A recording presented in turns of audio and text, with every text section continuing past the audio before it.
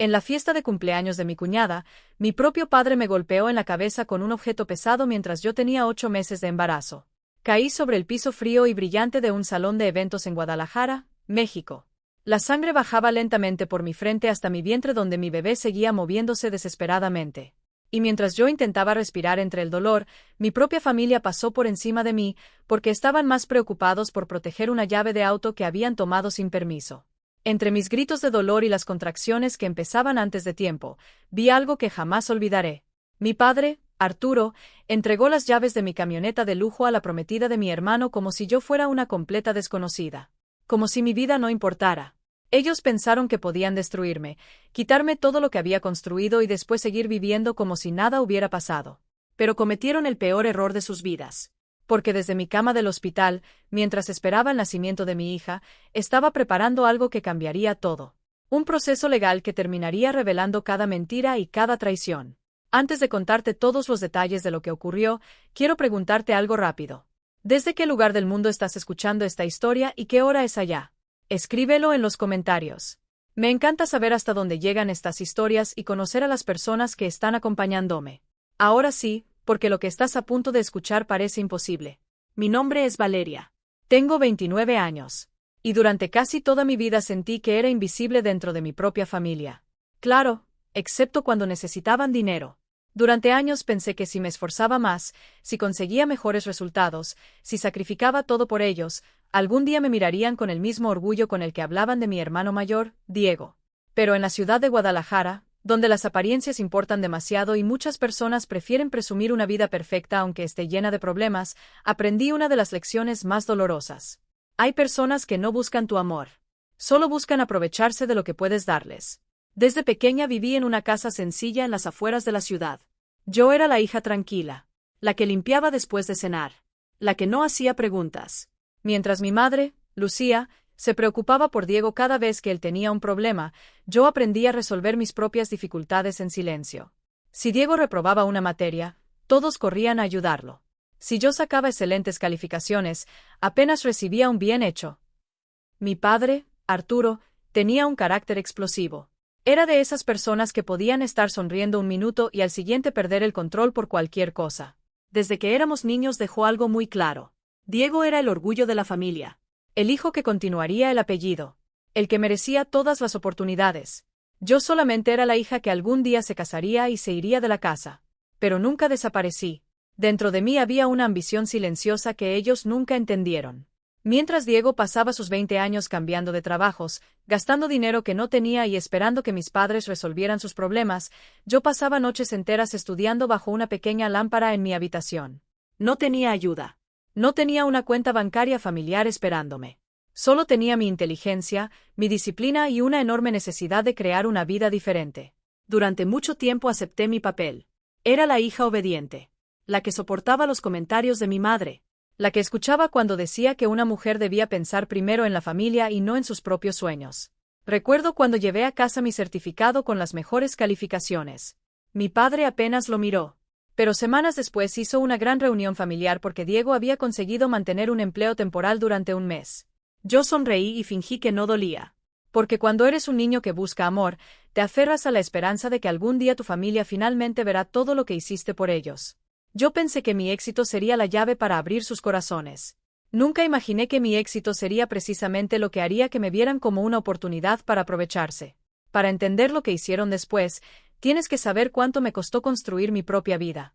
Cuando cumplí 18 años, mis padres me dijeron algo que jamás olvidé. No pagarían mi universidad. Según ellos, invertir en la educación de una hija era innecesario. Todo el dinero debía guardarse para los planes importantes de Diego.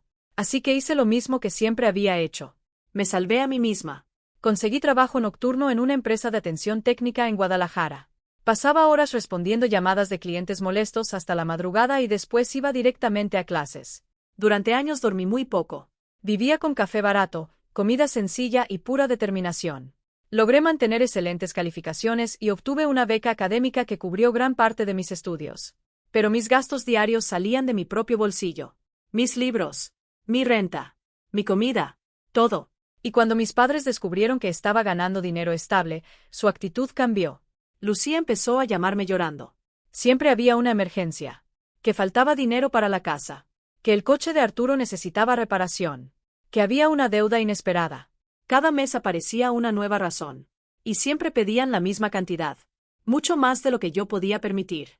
Si dudaba, mi padre levantaba la voz y me decía que era una hija egoísta que había olvidado quien la había criado. Y yo pagaba. Mientras Diego estaba sentado en el sofá jugando videojuegos y viviendo de los esfuerzos de mis padres, yo seguía luchando sola. Yo estaba construyendo mi futuro mientras ellos financiaban su comodidad. Mi límite llegó años después.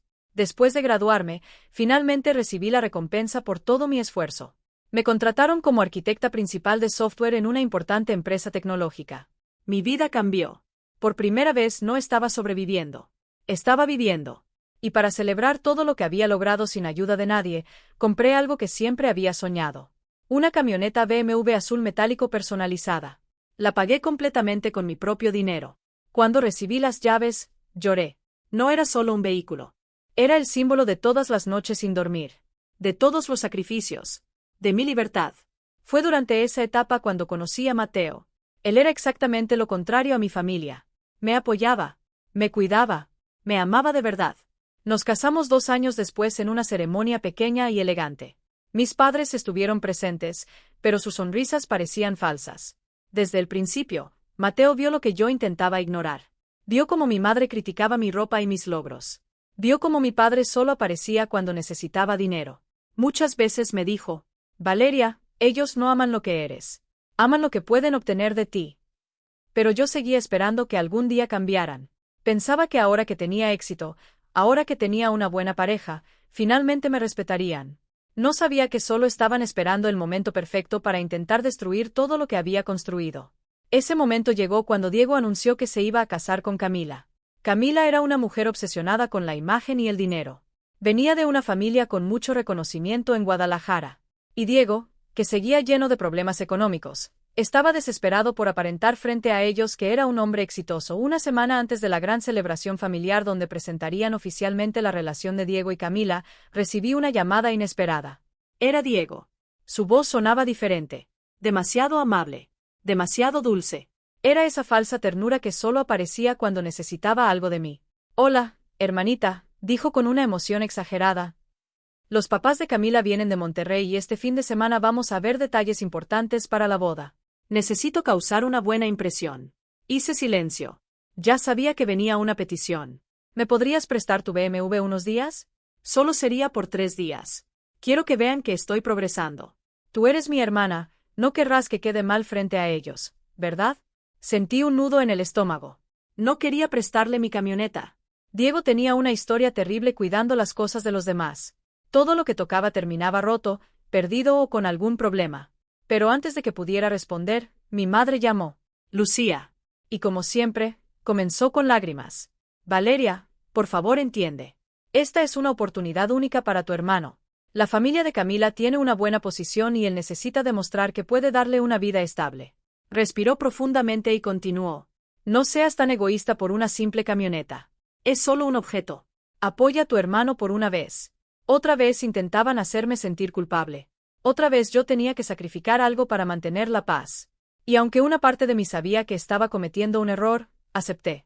No porque confiara en Diego, sino porque todavía quedaba una pequeña esperanza dentro de mí. La esperanza de que quizá algún día mi familia me valoraría. Le entregué las llaves. Pero fui clara. 3 días, Diego. Quiero mi camioneta de regreso en la fiesta. Él sonrió. Claro, hermana. No te preocupes. Pero esa promesa era una mentira. La noche de la celebración llegó. El evento se realizó en un elegante salón privado en el centro de Guadalajara. Todo estaba decorado con flores caras, luces brillantes y detalles que intentaban mostrar una imagen de éxito. Para ese momento yo ya tenía 8 meses de embarazo. Mi cuerpo estaba cansado. Mis pies estaban hinchados. Caminar era cada vez más difícil. Mi esposo, Mateo, no pudo llegar conmigo porque tuvo una reunión urgente con unos clientes importantes, pero me prometió que iría en cuanto terminara. Entré sola al enorme salón. Llevaba un vestido de maternidad elegante y trataba de sonreír. Aunque me sentía fuera de lugar, quería hacer el esfuerzo por mi hermano. Conforme avanzaba la noche, el calor del lugar y la música fuerte comenzaron a marearme. Sentí una presión incómoda en la espalda. Después un dolor más fuerte. Algo dentro de mí decía que necesitaba irme a casa y descansar. Busqué a Diego entre la gente. Lo encontré cerca de una decoración enorme de cristal, rodeado de Camila, sus padres y varios invitados importantes. Me acerqué tranquila. Sonreí. Diego, felicidades otra vez. Me siento un poco cansada y creo que voy a irme. Pero antes necesito mis llaves. ¿Me puedes regresar la camioneta? La expresión de Diego cambió inmediatamente. La sonrisa desapareció. Miró hacia los padres de Camila. Después volvió a verme. Y una sonrisa arrogante apareció en su rostro. Una sonrisa que jamás olvidaré. Comenzó a reírse. No una risa de sorpresa. Una risa para humillarme frente a todos. ¿De qué estás hablando, Valeria? Hizo una pausa. ¿De la BMW azul que está afuera? Mi corazón comenzó a latir más rápido. Sí, mi camioneta. La que te presté. Diego negó con la cabeza como si yo estuviera diciendo algo absurdo. Sigues con lo mismo. Esa camioneta no es tuya. Me quedé congelada. ¿Qué? Él levantó la voz para que todos escucharan. Mamá y papá me la regalaron cuando terminé mis estudios. Siempre ha sido mía. Sentí que el aire desaparecía. Diego, yo la compré. Está registrada a mi nombre. Pero él continuó. De hecho, hace una hora se la entregué oficialmente a Camila como regalo de compromiso. Entonces Camila levantó la mano. Entre sus dedos tenía mi llavero personalizado. Mi llave. Mi propiedad. Mi esfuerzo. Y estaba sonriendo. Una sonrisa llena de satisfacción. Sentí frío por todo el cuerpo. Están locos, dije casi sin voz. Devuélvanme mis llaves ahora mismo. Antes de que Diego respondiera, apareció mi padre, Arturo, y mi madre. Me tomaron de los brazos y me llevaron hacia un lado del salón. Mi padre apretaba mi brazo con fuerza. Cállate, Valeria. Sus ojos estaban llenos de enojo. No vas a arruinar la noche de tu hermano por tus celos. No podía creer lo que estaba escuchando. Me robaron. Todos ustedes me robaron. Intenté soltarme. Voy a llamar a la policía. Cuando dije esa palabra, el rostro de Diego cambió. Se acercó rápidamente a mi padre y le susurró. Papá, ella va a destruir todo. Va a decirle a la familia de Camila que somos unos mentirosos. Va a arruinar mi futuro. Algo en mi padre se rompió. Pero no fue tristeza. Fue furia. En ese momento dejó de verme como su hija. No recordó todos los años que lo ayudé. No recordó todo el dinero que les di. No recordó que estaba embarazada. Solo vio una amenaza contra la imagen de su hijo favorito.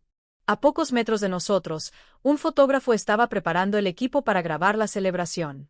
Había colocado un enorme trípode metálico profesional junto a la mesa principal. Mi padre miró el objeto. Y antes de que alguien pudiera reaccionar, caminó hacia él. Lo agarró. Lo levantó con ambas manos. Eres una hija desagradecida. Siempre arruinas todo. Su voz llenó el salón. Y entonces ocurrió. Movió el pesado trípode con toda su fuerza. No tuve tiempo de protegerme. El metal golpeó mi cabeza. Escuché un sonido seco. Mis lentes se rompieron. El dolor atravesó mi cuerpo. Todo comenzó a verse borroso. Perdí el equilibrio. Caí hacia atrás. Y mi vientre de 8 meses de embarazo golpeó contra la esquina dura de una mesa cercana. Sentí un dolor imposible de explicar. Como si todo mi cuerpo se hubiera partido en dos. Caí al suelo. Mis manos fueron directamente hacia mi abdomen. Mi bebé. Logré decir. Pero mi voz se perdió entre un grito lleno de miedo y dolor. El golpe y el impacto habían provocado que mi cuerpo entrara en un estado de emergencia. El miedo, el dolor y la fuerza del accidente hicieron que mi parto comenzara antes de tiempo. Las contracciones llegaron como una ola imposible de detener. El dolor atravesaba mi espalda y mi abdomen mientras la sangre seguía bajando por la herida de mi cabeza y manchaba el elegante piso del salón. Con la vista borrosa, entre lágrimas y desesperación, levanté la mirada buscando a alguien. A cualquiera. Pero lo que vi terminó de romper lo poco que quedaba de mi corazón. Mi madre, Lucía, no corrió hacia mí. No intentó ayudarme. No preguntó si yo o mi bebé estábamos bien. En lugar de eso, tomó a Camila del brazo y la apartó rápidamente. Aléjate, Camila. No quiero que la sangre manche tu vestido. Me quedé mirando esa escena sin poder creerlo. Mi propio dolor parecía no importarles. Mi padre, Arturo, estaba parado frente a mí respirando con fuerza. Miraba mi cuerpo en el suelo como si fuera un problema que debía desaparecer. Rápidamente tomó el trípode de manos del fotógrafo, quien estaba completamente paralizado por el miedo. Fue un accidente, dijo con una tranquilidad aterradora. Todos vieron que ella perdió el equilibrio. Después añadió. Está exagerando, como siempre.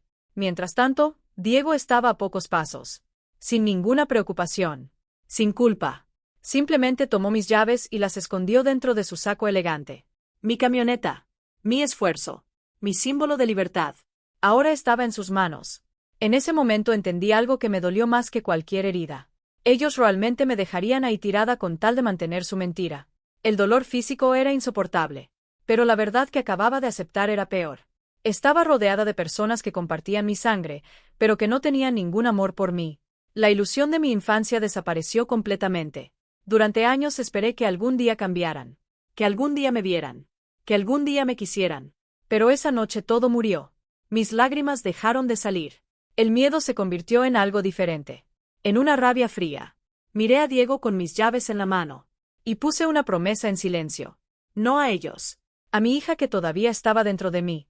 Vamos a sobrevivir esta noche. Y me aseguraré de que las personas que hicieron esto paguen por cada cosa que nos hicieron. En ese instante escuché una voz.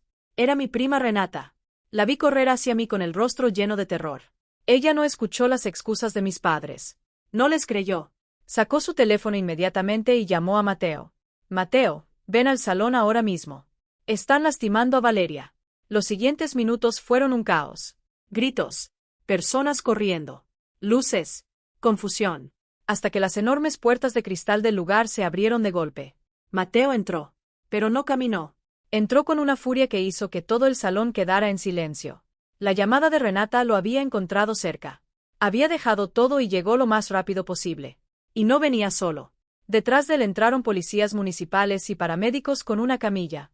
Cuando sus ojos me encontraron en el suelo, cubierta de sangre y con mi cuerpo luchando por proteger a nuestra bebé, su expresión cambió por completo. Nunca había visto ese dolor en su rostro. Corrió hacia mí. Cayó de rodillas a mi lado. Se quitó su saco y lo colocó sobre mi frente para detener la sangre. Valeria, mírame. Quédate conmigo, por favor. Su voz temblaba. Besó mi rostro lleno de lágrimas mientras intentaba mantenerse fuerte. Los paramédicos llegaron rápidamente. Comenzaron a revisar mi estado. Colocaron los monitores para escuchar el corazón de mi bebé. Mientras ellos trabajaban, Arturo intentó recuperar el control. Se acercó a los policías con una expresión falsa de preocupación. Señores, fue un accidente. Su voz cambió completamente.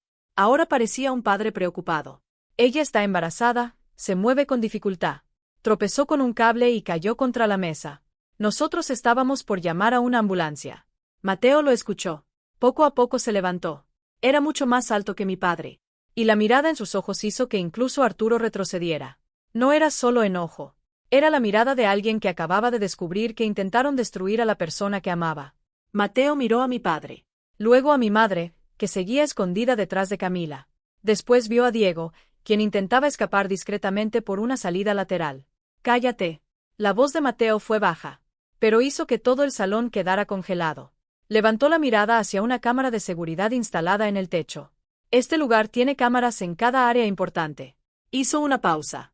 Y casualmente, la empresa donde trabajo administra todo el sistema de seguridad digital de esta cadena de eventos. Miró directamente a Arturo. La grabación ya está siendo solicitada. El rostro de mi padre perdió todo color. Por primera vez entendió que su mentira no funcionaría. Diego se quedó inmóvil cuando dos oficiales bloquearon la salida. Antes de subir conmigo a la ambulancia, Mateo se volteó hacia los tres. Mi padre, mi madre, mi hermano. Y dijo algo que nunca olvidaré. Tomó mi mano. Y me dijo las palabras que necesitaba escuchar. Nuestra hija está viva. Mi corazón se detuvo por un segundo. Nuestra bebé había sobrevivido. Era pequeña. Pesaba poco más de 2 kilos. Seguía en cuidados intensivos con algunos tubos y monitoreo constante. Pero estaba respirando. Estaba luchando. Igual que yo. En cuanto supe que mi hija estaba estable, algo dentro de mí cambió. Ya no era la mujer que esperaba que su familia la aceptara. Ahora era una madre. Y una madre protege a su hija por encima de todo. No lloré por ellos. No sentí culpa. No sentí compasión. Mientras mi cuerpo se recuperaba de la cirugía, Mateo y yo tomamos una decisión. Fuimos directamente contra ellos por la vía legal. Desde mi habitación del hospital hablamos con los abogados y con las autoridades correspondientes. Mientras tanto, Arturo, Lucía y Diego intentaban desesperadamente encontrar una salida. Sus abogados llamaban constantemente. Querían negociar. Querían que yo retirara los cargos. Querían convencerme de que todo había sido un problema familiar. Incluso intentaron que firmara documentos diciendo que no quería continuar con la denuncia. Pero cuando tuve la oportunidad de hablar, fui clara. No voy a proteger a quienes pusieron en peligro la vida de mi hija y la mía. Que enfrenten las consecuencias de sus decisiones. Entonces comenzó la batalla legal. Primero fue Diego. Presentamos la denuncia por haber tomado mi vehículo y haber intentado hacerlo pasar como suyo. Mi camioneta estaba registrada a mi nombre. Toda la evidencia estaba de nuestro lado. Después fue Arturo. La agresión contra mí, una mujer embarazada, no podía ser ignorada. Y finalmente Lucía. Porque no solo vio lo ocurrido, también intentó ocultarlo y proteger a quienes hicieron daño. Pero la justicia no terminó ahí. Yo había pasado años sosteniendo económicamente una familia que nunca me sostuvo a mí. La casa donde vivían, los gastos, los servicios. Muchas cosas estaban conectadas con mi apoyo. Así que decidí cerrar esa puerta para siempre. Cancelé la ayuda económica. Terminé los contratos que estaban bajo mi responsabilidad. Retiré cada apoyo financiero que durante años había mantenido su estilo de vida. Ellos me habían tratado como si fuera una cuenta bancaria sin sentimientos. Pero una cuenta bancaria también puede cerrarse. Y esta vez no iba a abrirse nunca más. Meses después llegó el día de la audiencia final. No quise estar físicamente cerca de ellos. No quería que mi hija estuviera en ese ambiente. El juez permitió que participara por videollamada desde mi casa. Estaba sentada en mi sala. La luz entraba por las ventanas. Mi pequeña hija dormía tranquila en mis brazos. Mateo estaba a mi lado sosteniendo mi mano. En la pantalla apareció la sala del tribunal. Y entonces los vi. Arturo, Lucía, Diego. Pero ya no eran las mismas personas arrogantes de aquella noche. Ya no tenían esas sonrisas de superioridad. Ya no tenían esa seguridad. Ahora estaban enfrentando las consecuencias. Sus rostros estaban cansados. Sus vidas habían cambiado completamente. Cuando llegó mi turno de hablar, miré directamente a la cámara. No grité. No lloré. Solo conté la verdad. Hablé de años de manipulación. De cómo me usaron. De cómo siempre esperaron que yo resolviera sus problemas. Y finalmente conté lo que ocurrió aquella noche. Después la fiscalía presentó las pruebas. Las grabaciones del salón. El momento en que Arturo tomó el objeto. El ataque.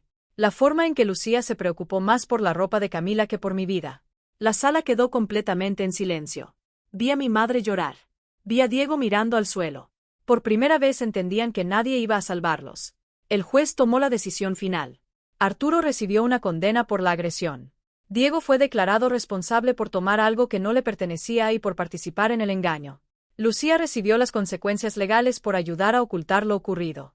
Su vida cambió completamente. Ya no tenían acceso a mi dinero. Ya no tenían mi ayuda. Ya no tenían a alguien que solucionara sus errores. Y yo, por primera vez, era libre. No esperé a ver más. Cuando terminó la audiencia, cerré la computadora. Y con ese simple movimiento sentí que estaba cerrando una etapa completa de mi vida. Miré por la ventana. Mi BMW estaba estacionado afuera. Mi hija dormía tranquila en mis brazos. Y entendí algo importante.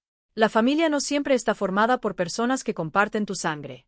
La verdadera familia está formada por quienes te respetan, te cuidan y te aman. Pasé casi 30 años intentando ganarme el cariño de personas que nunca quisieron verme feliz. Pero finalmente recuperé mi vida. Protegí a mi hija. Encontré justicia. Y aprendí mi propio valor. Ahora quiero preguntarte algo. ¿Crees que hice lo correcto al permitir que mi propia familia enfrentara las consecuencias? ¿Qué habrías hecho tú en mi lugar? Déjamelo saber en los comentarios.